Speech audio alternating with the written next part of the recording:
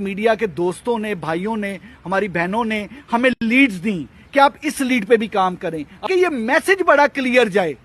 ये मैसेज बड़ा क्लियर जाए कि अगर हमारी कोई बहन बेटी, हमारे कोई यंगस्टर सोशल मीडिया इन्फ्लुएंसर बनके ये इसको एज प्रोफेशन ले रहे हैं या इसमें सोशल मीडिया इन्फ्लुएंसर बनके एक बात को आगे तक बढ़ा रहे हैं और उस तरीके से अगर अपने शौक के तौर पे भी और हॉबी के तौर पे भी और अपने ब्रेड एंड बटर के तौर पर भी अगर उस प्रोफेशन को यूज कर रहे हैं तो इनकरेज